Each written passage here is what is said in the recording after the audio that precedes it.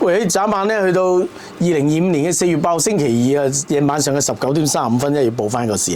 繼續嚟到 Sky Production 啦，平情網嘅呢個專屬錄音室啦，有我甄子晴同埋阿 Tony 啦。喂，好耐冇見，大家好。我哋咧真係要道歉睇字啦，原因係咩咧？冬至有氣休息咗好多天啦。係啦，咁其實之前咧就因為咧有化妝品同業協會個 digital 數碼轉型 digital 講呢啲，咁我哋出咗2集啦，咁啊，因為上集下集嗰個仲要勁㗎，嗰個真係我哋第一個視像版本嚟。係啊，雖然咧就冇見阿 Tony 個樣 ，OK， 咁啊，但係咧即係我都同一啲數碼轉型嘅用家，譬如化妝品美容業嘅人，同埋啲數碼轉型嘅提供者。都做咗啲嘢咁樣啦，咁啊有我㗎啦，總之有我份㗎啦。係啦，而咁所以咧就再加埋，其實我哋兩個上個禮拜都有啲病啊，咁所以就褪到而家星期二先做翻呢一個。保重身體啦，大家。啲圖講呢啲啦，咁喂，其實咧喺做呢個節目之前咧，我哋一直都討論緊究竟有啲咩好講咁，但係喂，其實4月8號唔講股災講咩啊 ？OK， 咁啊，你有冇買到先？星期一，你有冇持有？我有買，我利申我有持有嘅，我有持有美國股票嘅。哦，買美國啊，納斯達克指數嗰啲 friend 係嘛？冇錯，厲害咁啊！即係全球都跌㗎啦，呢啲位就冇一幸免咯。我見真係哇，成個世界嘅大型股票咧，全部都係一片紅啊！但係對於我哋嚟講咧，嗱有股票又好，冇股票我冇，我真係我冇持有，冇買呢啲嘢啊！咁啊，其實我哋喺側邊嘅塘邊鶴咧，每一次股票有高低跌檔嘅時候咧，唔知聽眾觀眾朋友同阿 Tony， 你有冇諗到一樣嘢？放錢博。係啦，丁孝蟹。香港人咧就成日出嗰張6月7號下午5點鐘交易廣場天台，就5隻蟹。收市冇耐啫嘛。係啦，跟住就係佢哋跌市啊嘛，佢升啊，唔係佢哋想跌，但係人哋升 ，OK 係啦，我有睇嘅。跟住升到佢哋出晒事之後，佢買跌啊嘛，咁跟住嗰5隻蟹咪跳樓咯。反而可能子晴你呢個年代就係大時代啦。係啊。我啲朋友咧好中意一套電影嘅，就係賭 Sir 嘅奪命金。係。跌啦！即係阿三個炮就升，今次點啊？但係其實佢唔知係記錯定買錯噶嘛，即係究竟佢升到跌佢唔知嘅。睇路子係話要升，跟路子啦。但係佢做咩咧？因為其實賭錢咧，我哋如果去賭場睇咧，啲人有路子捉呢個就係大細裝閒，然後我哋捉條路噶嘛。咁但係阿三個炮即係阿張浩文咧，就其實佢就以為股票市場係可以咁樣捉嘅，咁但係又俾佢捉到咁樣。咁我呢啲阿賭 Sir 嘅戲啦。但係調翻轉一樣嘢啦，我哋講完股票啦，講完電影啦。對翻正題就係話咧，我哋每時遇到呢啲股票嘅叫股災咧，就成日出嗰啲大時代嘅相啊 ，cap 圖啊，或者 cap 圖啊咁。但係其實喺2025年4月嘅做 marketing 呢啲叫做 meme 圖啊 ，meme 啊嘛，meme 哦係 meme 圖係咪？呢圖咧，我記得有張相係有隻青蛙擘大隻眼咁，嗰隻嗰個 logo。好多咁係好多呢啲圖嘅，就係喺網際網路之間咧就瘋狂流傳，大家都好有共鳴嘅相啦。咁對於我哋嚟講咧，其實呢啲位係我哋食花生或者有少幸災樂禍啦，苦中作樂啦，苦中作樂啦嗰啲位啦。呢樣嘢最多啦。咁但係今次咧喺啱呢個股災情況咧，就多咗樣咧，又涉及 digital 又新啲嘅嘢喎。我諗你都見到係咩啊？我諗最多而家見得嘅就係吉卜力宮崎駿漫畫風啦。跟住啱啱子晴有講過嘅就係大時代嗰啲 cap 圖啊。又或者係見到有啲官員出嚟宣佈，唔使驚啊，股票仍然 OK 嘅。跟住嗰啲人咧就攞張 cap 圖就擺咗落去嗰個 OpenAI 嗰度整嗰個吉卜力，哇！大家都覺得好開心，好好玩。咁呢個都係全球大家都玩緊嘅事情嚟嘅，只不過又係咁啱，即係ChatGPT 出咗個新嘅AI 嘅程式啦，咁升級咗啦，咁然後佢哋就可以玩到啲咁犀利嘅圖，咁然後啲人就苦衷咗，不如抌呢張圖落去啦，舊瓶新酒，係啦，咁然後佢哋就覺得喂，大家玩落去覺得好開心喎，大家有瘋傳喎，即係可以將 meme 圖再升華，變咗由 1.0 變 2.0 咧，其實呢樣嘢炒夠飯咧，喺 marketing 嘅世界經常都會有做㗎啦。明嘅，但係今次同之前最特別嘅地方就係話，之前淨係出舊圖啫嘛，即係又係5隻蟹喺啲台啊。30幾年啦嗰張圖，次次都出嗰張，就等於咧次8號風球前嗰日咧，實出李嘉誠嗰張話第日嘅翻工啊。咁但係咧。今次就因為 AI 咧，就多咗啲新嘅畫風嘅圖啦，跟住有5個人跳樓啦，即係想準備跳樓啦，同埋仲有係咪財政司司長？係啦，我擺咗去 group 嗰度，你睇到噶嘛？跟住後邊見到跌咗3000點啊嘛，跟住喺度喊啊嘛，然後啲人就攞呢個畫面啊，或者佢可能咧，我哋叫做打啲 prompt 入去ChatGPT 嗰度啦，咁然後佢就會根據你嘅要求，可能話我要一個男人好似呢張圖咁嘅，你幫我 gen 個卡通人物出嚟，係吉卜力風格，後邊個背景係乜嘢啊？我要個股票，跟住個箭嘴向下跌，紅色跌幾多點啊？3098點，佢都可以做得到嘅。其實幾好玩嘅，係好好玩㗎。所以其實呢樣嘢就係你諗得到咧，某程度上 AI 都可以幫你做得到。咁呢樣嘢亦都係大家都覺得哇好新奇，同埋點解呢個流傳得咁快嘅原因？因為係開拓咗大家嘅想像力啊、創意啊。本來有啲好好笑嘅嘢，可能大家都笑到差唔多啦。原來唔係喎，變咗吉卜力風又幾搞笑喎。其實真係幾靚㗎。係啊，幾靚㗎。原因係咩咧？如果你用翻之前大時代都成30年嗰啲圖咧，其實啲圖已經出現鬆郁蒙啦，同埋不嬲都係蒙，都係鬆郁蒙，因為嗰時唔係高清嚟㗎嘛，佢 cap 嗰啲模擬電視。同埋咧，因為轉載 live version 就低，即係嗰啲吸影印嗰啲咁樣。但係你用 AI 整咗出嚟咧，即係衰啲講句，我覺得啲人嘅樣又善良翻啲啊，即係冇咁兇狠啊。咁又交代到嗰幾隻蟹又要跳咁樣，嗰個反差好大，同埋又令我諗起一樣嘢就係咧，我哋喺未有呢啲 AI 嘅 tools 嘅時候咧，要做到呢啲嘢咧，我成日覺得咧，一來就要有自己專業團隊啦，第二就係咧，我成日諗起要畫師先最畫師啦。咁你有睇我 Facebook 嘅？有啲專業畫師咧，譬如何咩培啊，何詩蓓贏奧運獎項咧，佢嗰日下晝就有個漫畫嗰啲咁樣噶嘛，咁成件事咪覺得呢個人勁咯，就有啲咁嘅嘢我哋要傳，即係呢 share。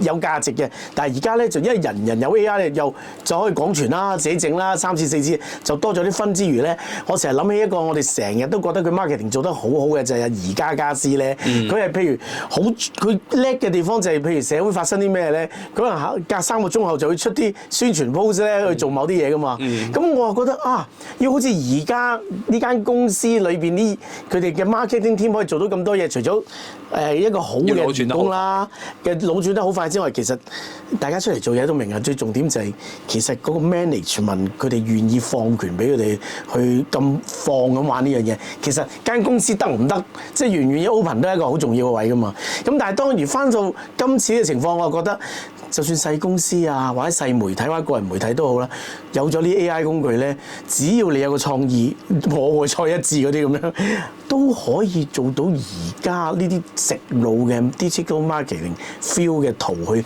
獲取啲流量，而從而幫到自己生意，係咪得咧？反而我咁樣演繹你呢個講法啦。咁中小企其實大家都想運用 AI，咁面對好多唔同嘅朋友，來自唔同行業，佢哋都覺得 AI 係一個必須要學，亦都要必須去認知嘅一個工具嚟嘅。咁大家都理解㗎啦。而家佢哋最大嘅問題就係棘住個位咧，佢哋唔係唔想用啊，佢哋係唔知點樣用。咁好多時候換翻我哋講整一張吉卜力嘅卡通圖片出嚟啦，對於佢哋嚟講咧，其實都未必係咁容易一件事。好多時候第一件事就棘住啦，喂，我用乜嘢工具做啊？我唔識喎。咁即使係佢揾到個啱嘅工具，佢唔識點去形容呢件事啊。咁呢樣嘢對佢嚟講都係好複雜。咁呢啲咧其實係中小企或者係一啲個人比較冇咁大規模嘅公司啦，佢哋面對嘅一啲困難嚟嘅，根本上冇咁樣嘅時間，冇咁嘅精力去學呢件事啦，去留意呢件事啦，或者去跟蹤呢個潮流啦。咁呢個係佢哋面對緊嘅困難。咁你話有冇啲方法可以幫到佢啊？其實我自己諗最直觀嘅，其實冇㗎，係要擁抱呢個潮流。你自己都係要去嘗試去用去玩多一啲。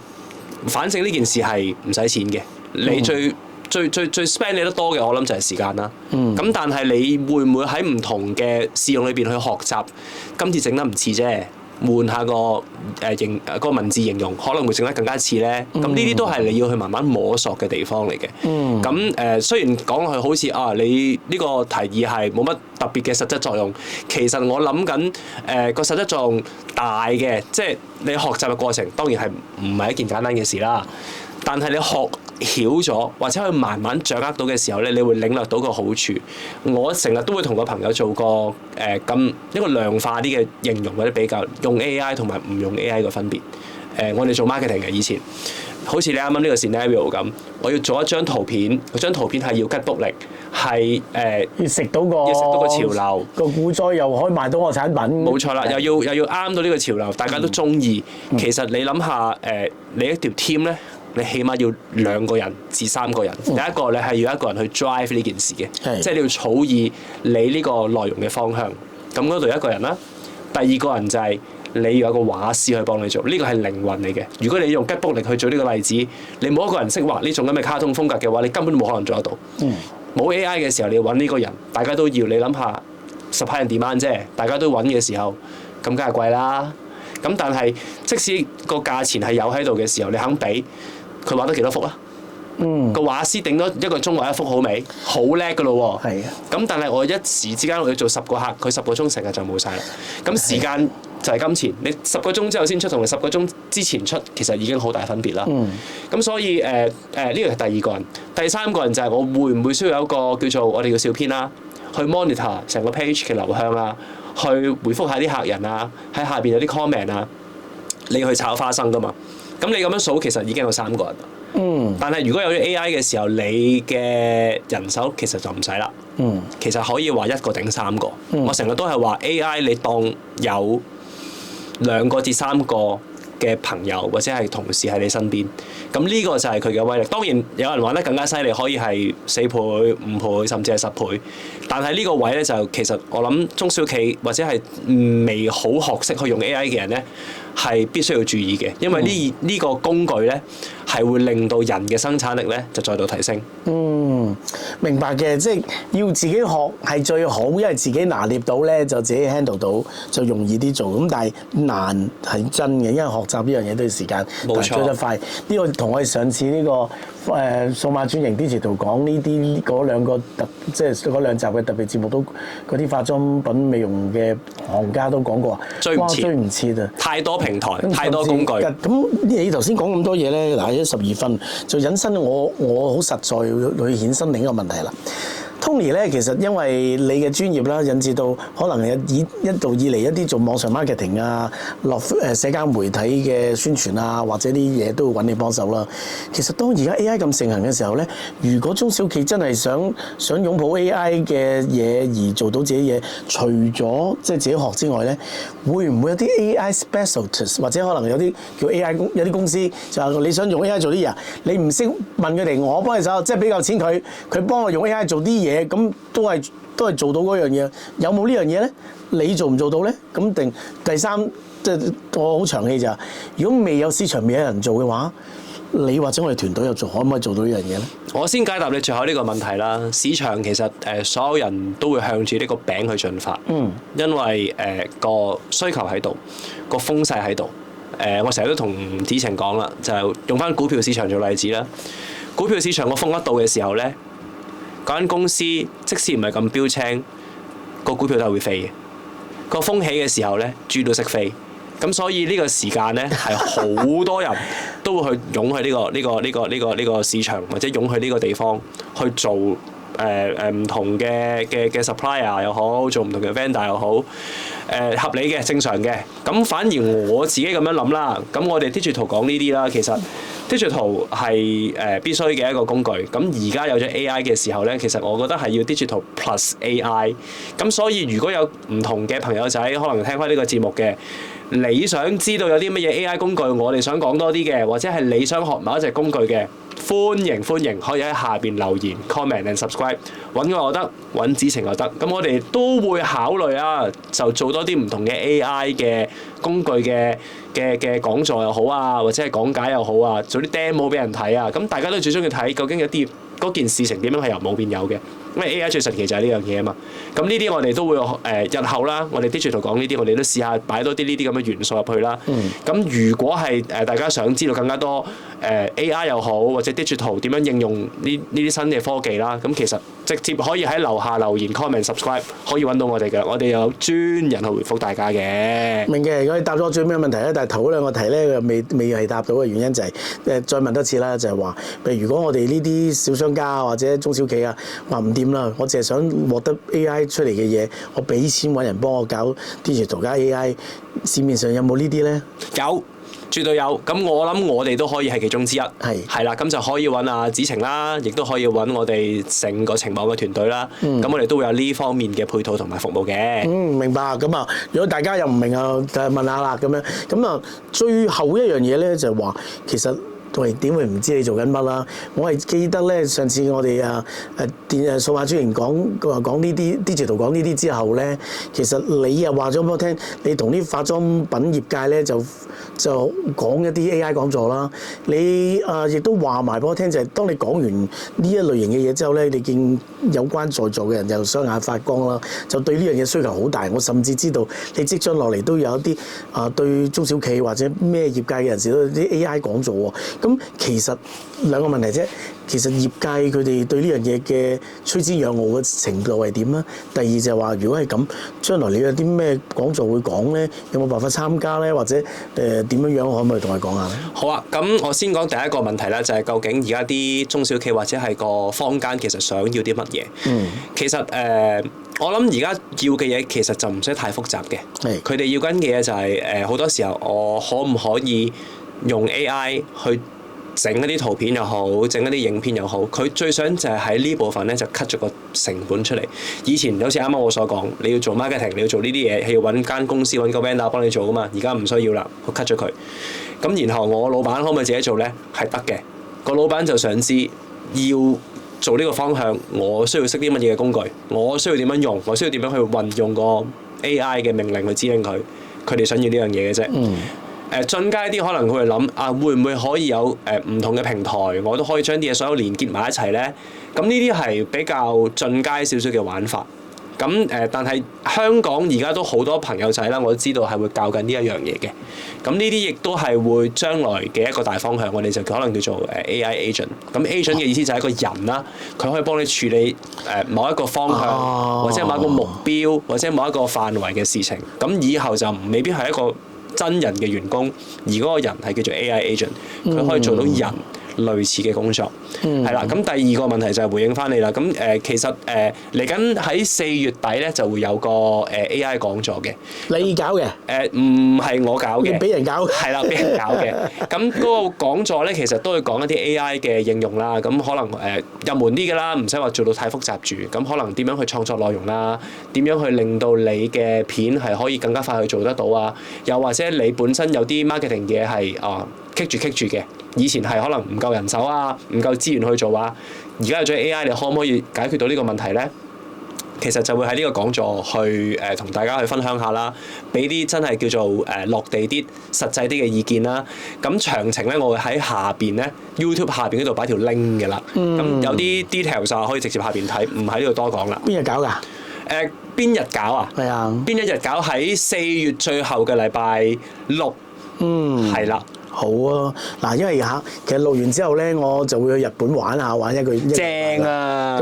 咁我其實原本諗住去玩嘅，咁但係諗下咧，實都係帶埋情網咪牌出去咧，睇下出日本有冇得講呢啲，或者摘金片、資源摘金片，即係嗰啲咁樣嘅。咁啊，睇下會唔會望下日本方面係點啊？日本風情畫咁樣，好老土啊！真係，但係可能加啲咩吉卜力反風入邊唔同咗咯。喺日本整吉卜力，直情去揾吉卜力咯咁樣。